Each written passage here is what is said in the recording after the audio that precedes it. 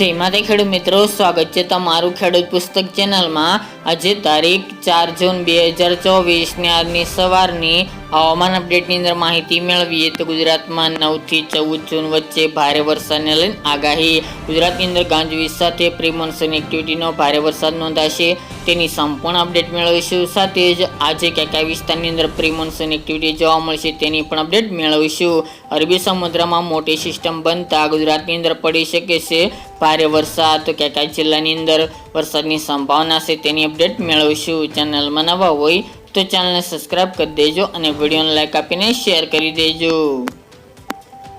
ગુજરાત ઉપર ખતરાના વાદળો ઘેરાઈ રહ્યા છે। આગામી 8 જૂન દરમિયાન અરબી સમુદ્રમાં એક લો પ્રેશર સિસ્ટમ બનશે, ત્યારબાદ તે ડિપ્રેશન અને ડીપ ડિપ્રેશનમાં ફેરવાય તેવી સંભાવના છે। આ મજબૂત સિસ્ટમ ખાસ કરીને ગુજરાત અને મહારાષ્ટ્રને અસર કરે તેવા સંજોગો જણાઈ રહ્યા છે।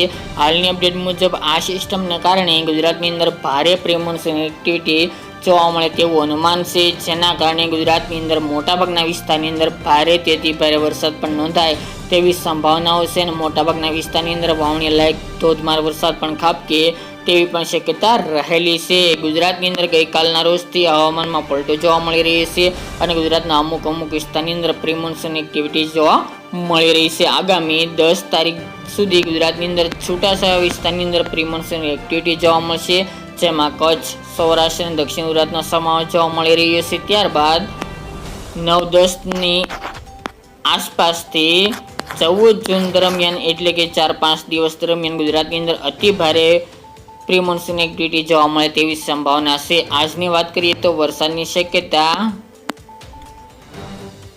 સૌરાષ્ટ્રના અને દક્ષિણ ગુજરાતના જિલ્લાઓની અંદર જોવા મળશે, જેમાં વલસાડ, વાપી, કપરાડા, ડાંગ, આહવા, વધઈ, સુબીર એ ભાગોની અંદર ખાસ કરીને વરસાદ નોંધાય તેવી શક્યતા છે। જ્યારે સૌરાષ્ટ્રની અંદર અમરેલી, બોટાદ, ભાવનગર, ગીર સોમનાથ, જૂનાગઢ અને દ્વારકા એ દરિયાકાંઠાના વિસ્તારની અંદર કોઈક જગ્યાએ વરસાદી ઝાપટા જોવા મળે તેવી શક્યતા રહેલી છે। ખાસ કરીને દક્ષિણ ગુજરાતની અંદર આગામી 10 જૂન સુધી હળવા છૂટાછવાયા વિસ્તારોની અંદર પ્રી મોન્સૂન એક્ટિવિટીનો વરસાદ નોંધાય તેવું અનુમાન છે। ત્યારબાદ 9 તારીખથી પ્રી મોન્સૂન એક્ટિવિટીમાં વધુ જોર પકડે તેવી શક્યતા રહેલી છે, કારણ કે અરબી સમુદ્રની સિસ્ટમ આગામી 8 જૂન દરમિયાન લો પ્રેશર બનશે, ત્યારબાદ તે ડિપ્રેશનમાં ફેરવાશે અને ડીપ ડિપ્રેશનમાં ફેરવાય તેવી શક્યતા છે, એટલે કે મજબૂત સિસ્ટમ બનશે, જેના કારણે 9 તારીખથી ગુજરાતની અંદર અતિભારે વરસાદ નોંધાઈ શકે છે। જેમની અંદર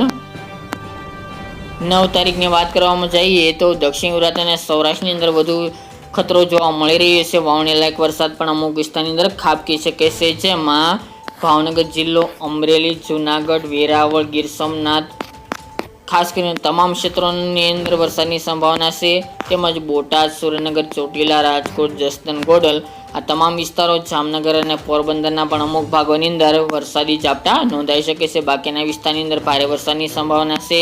દક્ષિણની અંદર દીવ, વલસાડ, વાપી, દમણ, દાદરા નગર હવેલી, આહવા, ડાંગ, નવાપુર, વ્યારા, સુરત, બારડોલી, તાપી, નવસારી સહિતના ભાગોની અંદર પણ વરસાદની સંભાવના 9 તારીખ દરમિયાન જોવા મળી રહી છે અને ભારે વરસાદ નોંધાઈ શકે છે। 10 તારીખની વાત કરવામાં આવે તો ખાસ કરીને 10 તારીખ દરમિયાન સિસ્ટમનો ઘેરાવો ખાસ કરીને મુંબઈ એટલે કે મહારાષ્ટ્ર ઉપર જોવા મળશે, જેના કારણે દક્ષિણના ભાગો અને સૌરાષ્ટ્રના દરિયાકાંઠાના વિસ્તારની અંદર આ સિસ્ટમની વધુ અસર જોવા મળશે।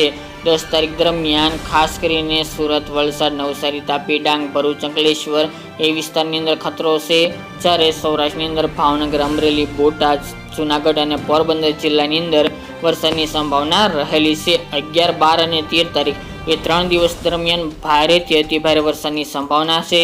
11 તારીખની વાત કરવામાં આવે તો ખાસ કરીને અતિભારે વરસાદનું એલર્ટ વલસાડ, વાપી, બિલીમોરા, વાસંદા, ભવનાથ, અંબોશી, કપરાડા એટલા વિસ્તાર, નવસારી જિલ્લો, વ્યારા, બારડોલી તેમજ સુરતના વિસ્તાર, ઉમરપાડા, ડીડીયાપાડા, નવાપુર તેમજ વાંકલ, કોસંબા જે ભરૂચ અંકલેશ્વરનો વિસ્તાર છે, નર્મદા છે, શિનોર છે, કરજણ, બોડેલી, દહેજ, કવાંટ, છોટાઉદેપુર, ચાંપાનેર, વડોદરા ઠેઠ ગણવામાં આવે તો ખાસ કરીને દાહોદ, ગોધરા આવી જાય, પીપલોડ આવી જાય, લુણાવાડા તેમજ બાલાસિનોર સહિતના ભાગોની અંદર અતિભારે વરસાદની સંભાવના દેખાઈ રહી છે, જ્યારે તેના કરતાંથી ઓછો વરસાદ ભાવનગર જિલ્લાના તમામ વિસ્તારો, અમરેલીના વિસ્તારો, જૂનાગઢના વિસ્તારો, અમદાવાદના મોટાભાગના વિસ્તાર, ખેડા, ગાંધીનગર, કડી એ વિસ્તાર અને ઉત્તરનો સમાવેશ પણ જોવા મળી રહ્યો છે, જેમાં હિંમતનગર, ઈડર, વડાલી, ખેડબ્રહ્મા, મહેસાણા, પાટણના અમુક વિસ્તાર, સિદ્ધપુર, વિસનગર, વડનગર, એસેવ,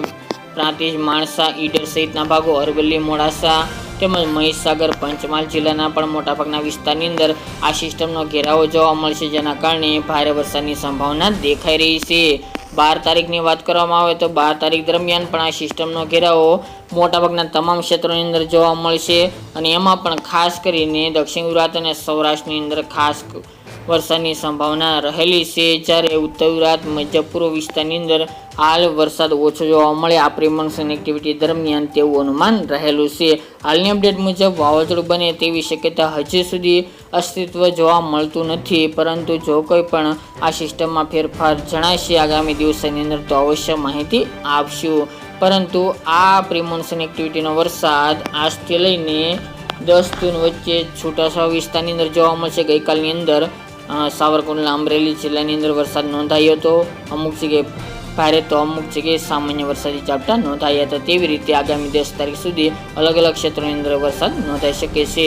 દક્ષિણ ગુજરાત હોય કે પછી સૌરાષ્ટ્ર, જ્યારે 9 તારીખથી વરસાદનું જોર જોવા મળશે, ભારે પવન ફૂંકાઈ શકે છે, ગાજવીજનું પ્રમાણ આ પ્રી મોન્સૂન એક્ટિવિટીની અંદર નોંધાશે, જેની તમામ ખેડૂત ભાઈ નોંધ લેવી. તો મિત્રો, આ સિસ્ટમને કારણે ગુજરાતના અનેક વિસ્તારની અંદર વાવણી લાયક વરસાદ પણ પડી શકે છે, જેના કારણે ખેડૂતો માટે સારા સમાચાર કહી શકાય. તો મિત્રો, આ અત્યારની વહેલી સવારની અપડેટ. ફરી એક નવા વિડીયો સાથે મળીશું. આજ માટે આટલું જ.